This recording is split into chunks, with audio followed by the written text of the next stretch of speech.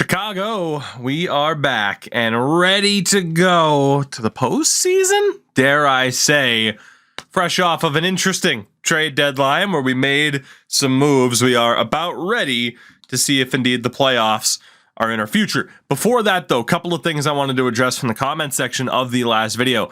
First and foremost, when it comes to a better coach, don't you think I've looked? Don't you think I've looked? LeBriere, who is our current head coach, not only statistically is the best coach available, but also he is the best coach available for us in terms of chemistry fit. None of these other coaches, despite being the best available that we could sign, worked. There is this one A- holdover. He's a veteran specialty. So basically, we have the best coach available for us right now. He's not a perfect fit. I also don't think he's a terrible fit, given the circumstances. So I wanted to mention that. The other aspect has to do with our lines and kind of the future, right? A lot of people are like, man, are you really going to trade DeBrincat? The reason why I'm trying to hold towards the Rolls is, one, yes, it makes it a better challenge. Two, we are just naturally letting this team evolve. I don't want to hold back Chris Ness if he becomes a first liner because we held on to Alex DeBrincat or Jason Robertson. I don't want to hold back Ricard Vanainen because of these guys. I would much rather go with the younger versions that'll be able to be around for a little bit longer. Given that, of course, Robertson at 27 is still young, but Alex DeBrincat's almost 30. You could argue, hey, it depends on how long we go forward with this, but, Alex DeBrincat is a good fit right now. But again, if we don't eventually think about getting rid of him, we're going to have to hold back Vanainen or Lukowich being in the prime role for the sake of their development. Do we hold on to DeBrincat knowing that, all right, we keep Lukowich on the third line, he might cap out at an 85 instead of an 88 plus, That's the reason why, for the most part, I'm holding towards, hey, let's use the Rolls as a strong guideline here. And, for the most part, I feel like it's pretty much worked out, and it forces us into some interesting decisions over who stays and who goes. Again, this team, I'm hopeful, right? Like, that third pair should be better. It's a better fit with Lashunov there. I do think our fourth line is in a better spot with a veteran like Tom Wilson. And we're going to find out goaltending-wise who can get the job done, even if I'm freaking relying on Jordan Binnington, for God's sake. So again, we right now have the second wildcard spot in the West, only 1 point up on the Ducks and 2 above the Stars, each team with 18 games to go. Someone's going to miss out. St. Louis as well as ahead of us because they have a game at hand. As we get into this, I also want to mention, big 7-2 win there.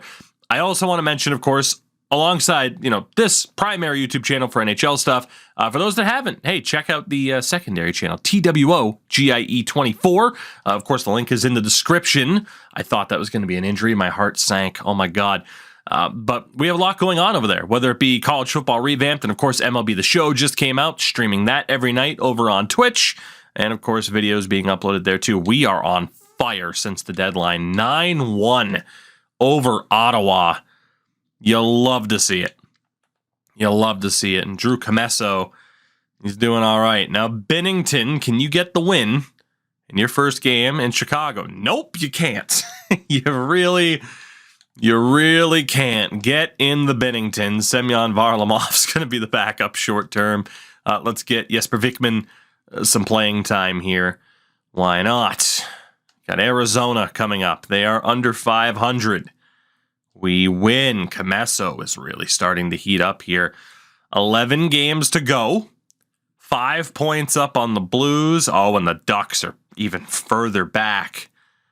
We would really, Dallas is right there, though. We would really, we'd have to blow this. We would really have to struggle bus. Jesus Christ. No. Okay. We are going to be without Seth Jones for basically the rest of the regular season. Shit. Well, I don't think we want Ian Cole in that spot. Oh, no. Krutil. Krutil's the guy. He's been in the system for a long time. Let's give him a chance. Let's give him a chance.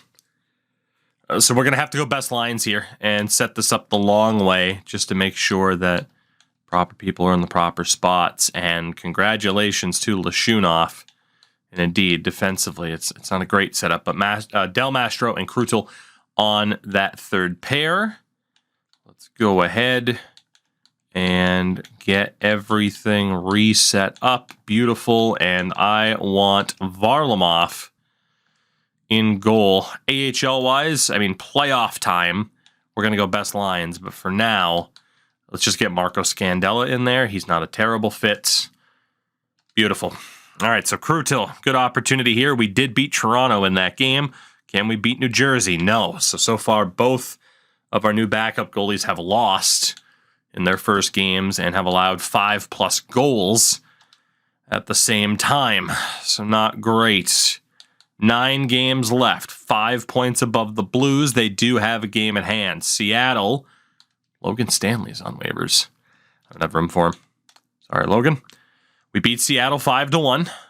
Calgary, almost an identical record. They are currently 3rd in the Pacific. Can we beat them? No, we can't. And we will start Comesso against Nashville. We win that 8-3. Oh boy, 6 games left, 7 points up on Colorado. They have a game at hand. The Canucks and Ducks are pretty much out of it. We should have this. The worst case scenario, and I shouldn't open my mouth, the worst case scenario would have to happen for this to not go our way, and that is a huge point swing immediately for Colorado. We're not out of the woods yet. Seth Jones actually is going to be back. The season extending into April, a bit further than I thought. Krutil played well. He played well. And I don't know. Ooh, I don't want to put him through waivers. I'll put Ian Cole through waivers. Yeah. It's fine by me. I mean, Krutil can be a scratch. And Seth is now 100% healthy and ready to go. We're only 1 point up on Colorado. The important thing is Colorado's in too. It would have to be St. Louis or Dallas to take it away from us. And we're 6 points up on both of them with at least a game at hand. Right. Again, let's go best lines. We will reorganize this. We practically have it down to a science now. Krutil I'm going to take out for Lashunov. Get that +1 again. Binnington's going to be in for this game. Binnington's in. Probably the last game we'll need from a backup. Detroit. He wins. Ooh, actually, we play St. Louis coming up. Interesting. We're in for the first time in this series. We are postseason bound. And obviously, it was likely heading into today's episode that is what was going to happen. And indeed it is. We're not really competing with Winnipeg for a top 3 spot. It will be a wild card spot, but we will play Binnington against his former team. See if he can get the win. Kevin Korchinski was apparently roughed up. Binnington does beat St. Louis in his return. And with that, the final game of the season, and it will belong to Semyon Varlamov. And we are going to reverse lines. Not too worried about any type of, hey, play within the role for one game. Let's get certain players out there a little bit more frequently for this final game against Minnesota that we lose 6-4. But again, we are postseason bound for the first time in this run. It certainly looked like with Jason Robertson joining the team that it should happen, and it will. As amazing as that is, let's take a look at every other team done. They are, so we can take a full kind of look at the league and a recap. 43 wins for us was enough, as we will be taking on Minnesota. It will be us against Minnesota in round 1. Nashville will take on Winnipeg, and Colorado will play Seattle. Battle of Alberta is the other Pacific Division matchup.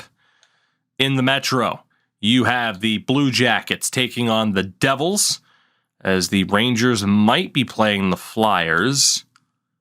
They will not be. The Rangers will be playing the Sabres, Lightning, Habs, Leafs, and Flyers. So all in all, Seattle wins the President's Trophy. We finished 12th in the league. Worst team in the league, by the way, the San Jose Sharks at the bottom. Only team sub 70 points. Our goals for... Jesus Christmas, Seattle. That's insane. Our goals for, though, was the 4th highest in the league. Goals against at a 3-4-1 was up there as well, top 10. So great offense, terrible goaltending all season long. Adam Fantilli, as you would have seen, led this team in points, shockingly from the second line. Jason Robertson, not quite as crazy as I was hoping for, and you could argue the DeBrincat effect and being next to him, but look at that secondary. The assists for him, not just secondary assists, obviously, but he was a fairly well-rounded player this year. Chris Ness, again, this is a guy that we cannot restrict. He could be insane. 40 goals for him. DeBrincat on 79 points as well. Maverick Bourque with 76. And Vanainen to round out the top 6 with 74 points. Lukowicz with 48 on the third line. Haltonen ended up doing pretty well. Defensively, that third line did struggle at times. But all in all, good point production. Tom Wilson, since arriving, 5 points in 19 games, only 4 penalty minutes. So interesting stat line for him. Then you have Ludwinski and Gavin Hayes with identical goals and assists, not quite plus minus. Defensively, Vorobyev and Schneider both with 35 points. You had Korchinski over 30 as well. It drops off a bit from there. Lashunov played really, really well. And then goaltending-wise, yeah, it doesn't look great. Binnington played in 4 games, went 2-2 with an .889 save percentage and a 3.5 goals against average. Semyon Varlamov, 2 games, .735 save percentage with a near 11 goals against average. And yeah, for Drew Commesso, obviously we have his numbers there as well. Also incredibly low, but he is our best option come playoff time. And obviously he is going to be our starter. Let's go to forwards here first and take a look. Yeah, so he's broken, huh? He's just broken. He doesn't even have a gold. But Andrei Burakovsky is broken right now. God damn. 139 points. Matthews had 77 goals. You had quite a few guys, Beniers, Wright, Burakovsky, all over 100 points for Seattle. Who was the goal-scoring king? It had to have been Matthews, and it was. You had Pasternak, McDavid, Thompson, Point, Draisaitl, Kaprizov, Hughes, Connor, Caulfield, and Sprong, all with at least 50. And then obviously, who the hell was going to beat Burakovsky in terms of assists? Defensively, Adam Fox delivered. Where the hell's Bouchard? Well, he's right there. Never mind. I didn't see him at the top, so I almost lost him. But there you go, 98 points for him. P.O. Joseph, by the way, in New Jersey, $11.5 million for 6 years. People were wondering about that contract. So there you go. A lot of defenders over a point per game. Jesus, scoring was so high this year. 32 goals for Fox. In terms of the goaltenders, the winningest was Skinner. Save percentages were down in general. You had Ville Husso with 6 shutouts. And honestly, the Vezina winner in Husso might have had a .913 save percentage for him. Whew. That is, that's interesting. It's the best way to describe it. For the rookies, Yakimov's looks like he's going to win it. You had Macklin, Celebrini up there, Roger Lukowicz, Matvei Michkov finally as well.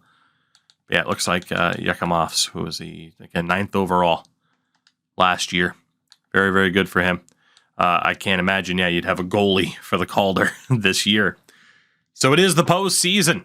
Worth noting as well, Rockford cruising, 53 wins, winning their division.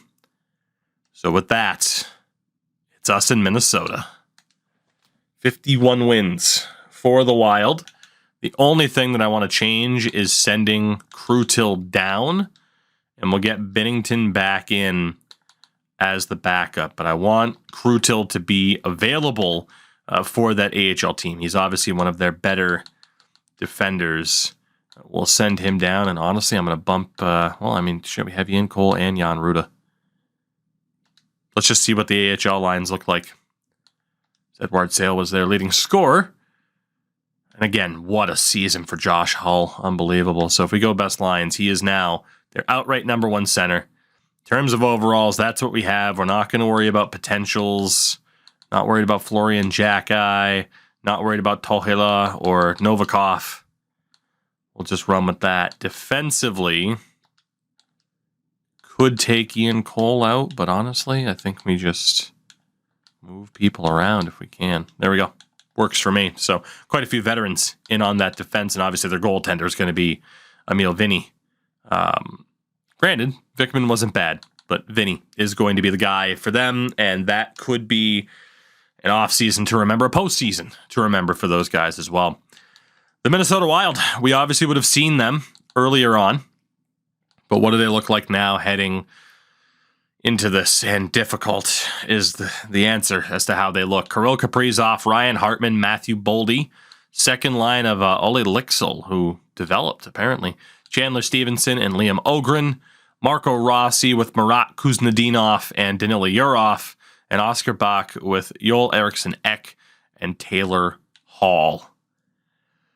Woof. That's going to be tough to shut down. So was this. Defensively, Carson Lambos, Kalen Addison. You have Jet Wu with Jack Pert and Ryan O'Rourke with Jonas Brodin. Their goaltender, Jesper Wallstedt. No major injuries, but Fabry, Mikheyev, and Saad. I was going to say, that's going to be a decent chunk of change, healthy scratch. So they have depth.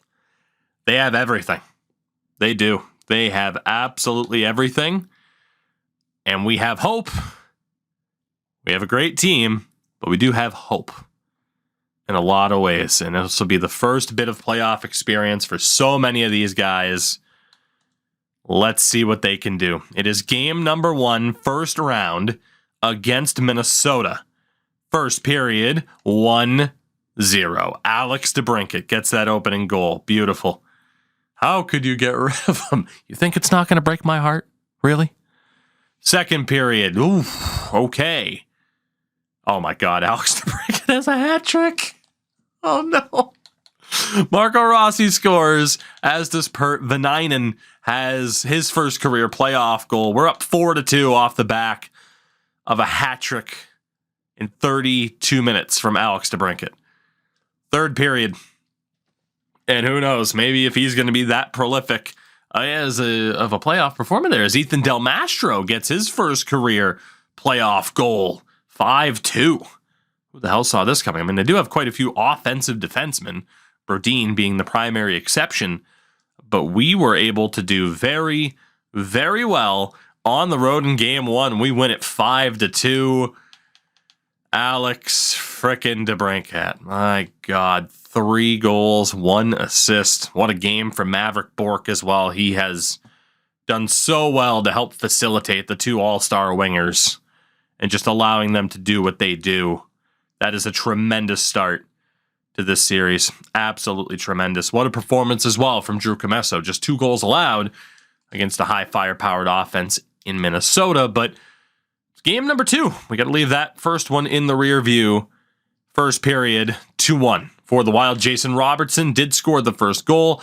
Kuznetsov and Lexel get the... Lexel? I'm going to go with Lexel. I think it's Lexel, though. I don't know. We are down 2-1. Second period, we're down 3-2. Ness gets his first ever playoff goal. Marco Rossi gets it back 7 minutes later, so we trail by 1, averaging 8 shots a period so far.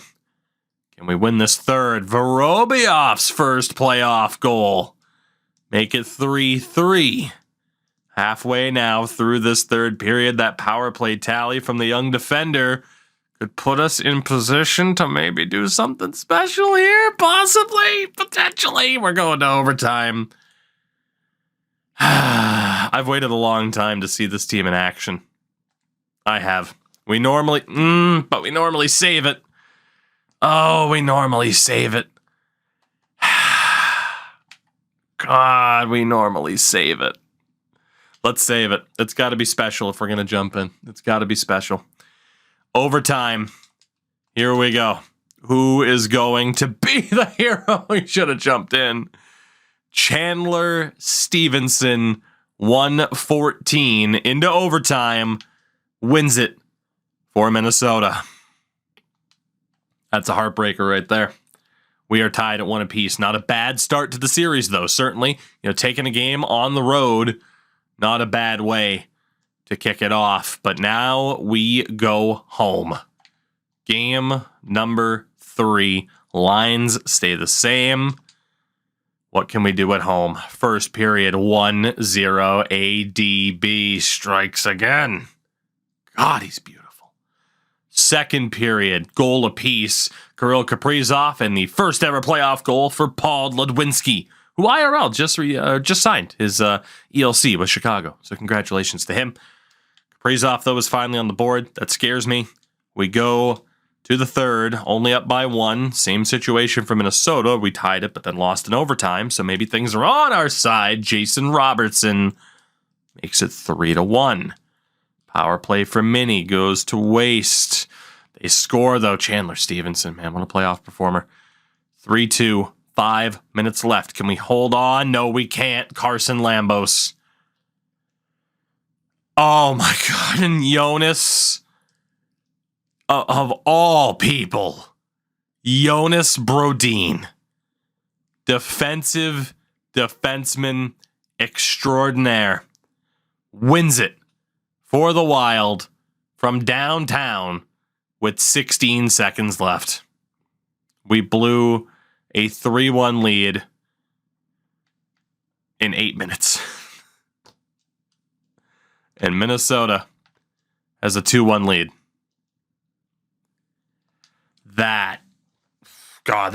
You thought that overtime was harsh. That was brutal. Rockford up 2-1.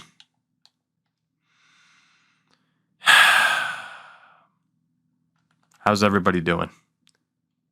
Top line's looking good. Second line's been a little bit quiet. They've been a little bit quiet. Third line continues to just get decimated. That third line's just not working together. Oh, no. All right, what are we going to do about it? What are we going to do about it? I don't know what we're going to do about it, to be honest. I don't know. Maybe a Ludwinski-Haltinen swap. There's not too much else we can really do. That top pair has been brutal. I can't break up Korchinski-Snyder. Okay.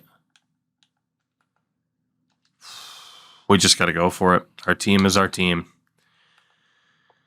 And Comesso really struggled. He really did at the end there, but you give up that many goals, that's a team collapse. It is game number 4. Minnesota has won 2 straight.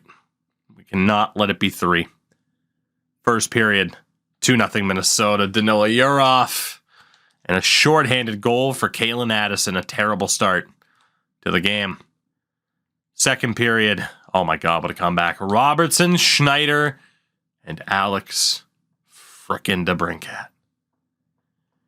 3-2 is the score. Heading into the third, make it 4-2. Jason Robertson strikes again. God, I love him. We still got a long way to go in this period, though, given what Minnesota's shown they're capable of doing. 8 minutes left. A 2-2 split in the series is on the line, and it looks like we're going to get it. We're hanging in with the division winner, 2-2, through the first 4 games of the series, and sticking with Drew Comesso was the right idea.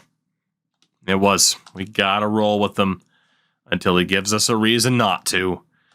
Game 5 back in Minnesota coming up. Rockford now tied 2-2. By the way, I didn't even point out that they're against the Iowa Wild. It's Chicago versus Minnesota in both leagues, which is pretty nice.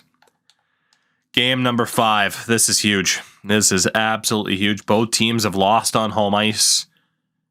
Let's see how it goes.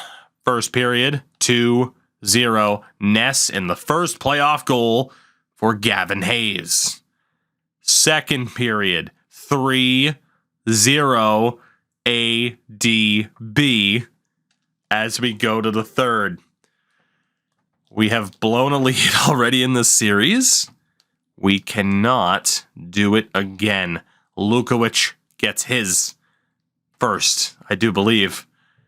And Chicago, 1 win away from the second round. Robertson seals the deal. You do have Kaprizov ruining the shutout, but man, that's only a shutout. It doesn't matter. 5-1 the score. Drew Commesso shutting the door. He knows that he screwed up. And man, is he making up for it now. My goodness. Can we pull off this upset? Can we do it? Iowa has the 3-2 lead on Rockford, by the way, looking to pull off an upset of their own. Similar records. It's Game 6. Can we do it? First time back in the playoffs. Will it lead to a victory in round 1 against Minnesota? First period, 2-1 for the Wild. Kaprizov and Kuznetsov. Lukowicz gets one back. Only 5 shots that period for us, by the way, so we're lucky. Second period, oh my God. Lukowicz takes over. As Lucas Reichel's on the board, it's 4-2. Wallsted's fallen apart. And we go to the third, up by 2 goals. Lukowicz, the second player in the series with a hat trick. Ogren scores. It's 4-3. This one's not over. It is not over. Not yet by a long shot. DeBrincat scores on Dylan Garand. The backup was in. Power play for the Wild. They do not score. With that, that's it. Oh my God, they did it. They did it. In 6 games. Off a Lukowicz hat trick. We're going to the second round. Wow. It honestly, down 2-1, I was pretty convinced it wasn't going to go well. Look at Drew Commesso. What a performance from him. Robertson, 9 points, 10 assists for Maverick Bourque, and 12 points for ADB. Dude, how do we possibly... I might have to keep DeBrincat. I got to be honest. My God. Chris Ness, but he did get his first 2 goals. 4 points for Fantilli, only 2 points for Vanainen. That top line carried. It absolutely did. Reichel does finish with 6 points. That third line woke up. The idea of putting Ludwinski there really woke up that third line and probably saved this series because Haltonen and Wilson were the only 2 forwards without a goal, well, aside from Maverick Bourque. Defensively, Vorobiev and Jones, they woke up. Thank God for that. Korchinski and Schneider putting up points. Defensively, maybe a bit shaky. Delmastrom and Lashunov continue to play well together. We're off to round number 2. And Rockford, will they be joining us? No, they won't. So the AHL Wild win in 6 games, but the NHL Wild fell in 6 as well. And Colorado has upset Seattle. We already know who it's going to be in round 2. Nashville with 45 wins. Nashville stands in front of us in round number 2. Didn't think it'd be Edmonton and Colorado. What a weird start to this playoffs, and it's a weird start because we're off to the second round.